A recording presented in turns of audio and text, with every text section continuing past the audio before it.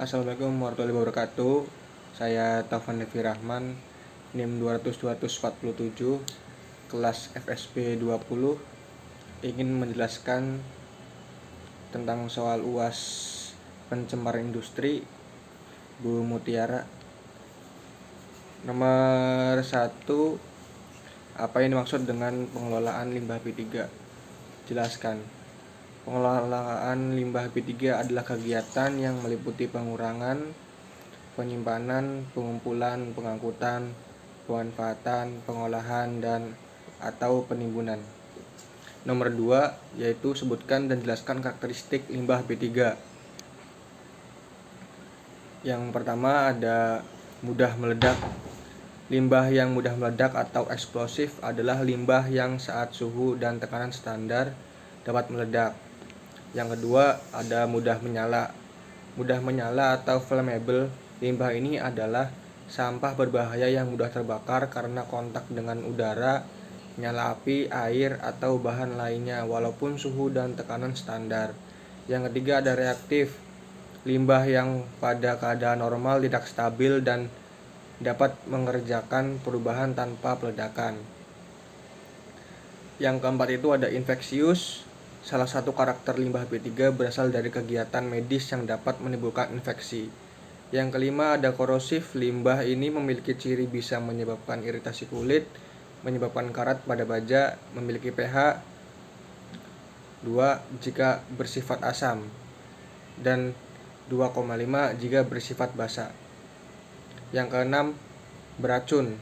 Limbah yang beracun bagi makhluk hidup. Yang ketiga, sebutkan dan jelaskan fasilitas yang dibutuhkan di dalam penyimpanan limbah B3 berdasarkan kategori dan sumbernya. Yang pertama ada bangunan. Fasilitas penyimpanan limbah B3 berupa bangunan digunakan untuk limbah B3 kategori pertama dan kategori kedua dari sumber tidak spesifik, sumber spesifik umum, dan sumber spesifik khusus. Yang kedua ada tangki, digunakan untuk limbah B3 fase cair kategori pertama dan kategori kedua dari sumber tidak spesifik dan sumber spesifik umum.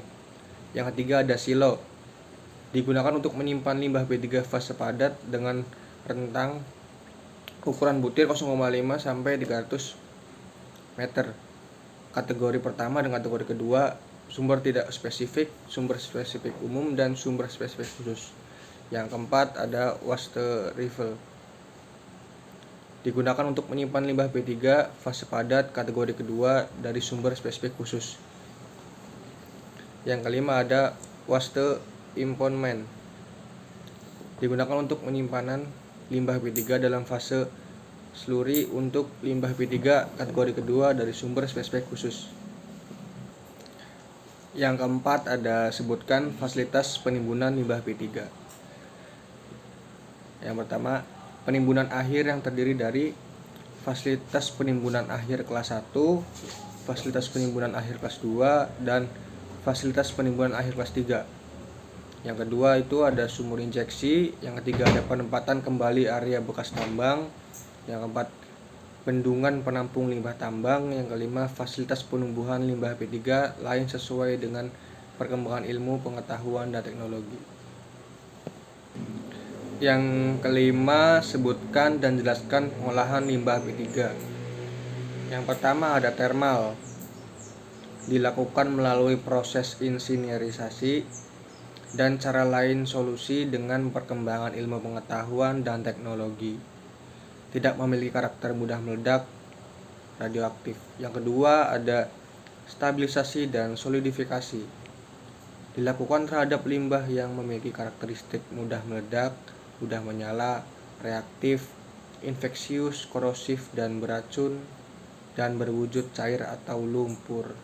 Yang ketiga ada bioremediasi, dapat dilakukan dengan metode land farming. Yang keempat ada elektroagulasi, dilakukan terhadap limbah B3 fase cair, harus berada di daerah bebas banjir atau daerah yang dapat dilakukan rekayasa dengan teknologi untuk perlindungan dan pengelolaan lingkungan hidup. Yang terakhir ada pencucian, dilakukan terhadap pencucian tangki kapal dan pencucian kemasan limbah B3. Soal nomor 6 yaitu tuliskan dan jelaskan fasilitas penyimpanan limbah B3 berdasarkan jenisnya dan waktu maksimal penyimpanannya dalam bentuk tabel. Untuk tabel di atas ini adalah fasilitasnya adalah bangunan termasuk kategori pertama, kategori kedua sumber tidak spesifik, kategori kedua spesifik umum, dan kategori ketiga spesifik khusus, dan tangki dan lindi termasuk kategori pertama, kategori kedua sumber tidak spesifik, kategori kedua spesifik umum, dan kategori ketiga spesifik khusus. Dan silo termasuk kategori pertama, kategori kedua sumber tidak spesifik, kategori kedua spesifik umum, dan kategori ketiga spesifik khusus. Penumpukan limbah waste file termasuk kategori ketiga adalah spesifik khusus. Dan waste impoundment kategori pertama 90 hari, kategori kedua 365 hari, kategori kedua 365 hari, kategori ketiga 365 hari. Nomor 8 soalnya jelaskan waktu penyimpanan limbah B3 berdasarkan kategori limbah B3 yang dihasilkan. Dalam bentuk tabel adalah kategori 1 dan 2 lebih dari 50 kg per hari, 90 hari. Kategori 1 kurang dari 50 kg per hari termasuk 180 hari. Dan sumber tidak spesifik termasuk 565 hari. Dan sumber spesifik umum termasuk 565 hari. Sumber spesifik khusus termasuk 565 hari. Nomor 9 soalnya adalah sebutkan contoh pemanfaatan limbah B3 minimal 10. Sebutkan juga sumber limbahnya dari industri apa, limbahnya apa dalam bentuk tabel. Yang pertama ada sumber energi alternatif. Bahan hayati dianggap limbah ketika olah menjadi bioarang. Kedua, sumber energi dengan cara processing. Limbah B3 biomas pabrik semen. Yang ketiga ada bahan baku industri batako, limbah fly atau bottom as. Yang keempat ada bahan baku kertas low grade, limbah paper starch. Yang kelima ada bahan bakar alternatif, limbah paint sludge. 6. Bahan baku industri reflektor, limbah silika terkontaminasi. Yang ketujuh, bahan bakar alternatif adalah limbah solvent bekas. Yang kesembilan, bahan baku peleburan logam adalah limbah kemasan bekas. Yang kesembilan, bahan baku industri semen, limbah dengan kadar Ca, Si, Ai, dan Fe 50%. Yang ke-10 untuk memperbaiki lingkungan di area tambang, limbah fly ash. Nomor 10 soalnya adalah sebutkan fasilitas pengangkutan limbah B3 berdasarkan kategori dan sumbernya. Jelaskan ketentuan informasi yang harus ada pada kendaraan pengangkutan disertai gambar.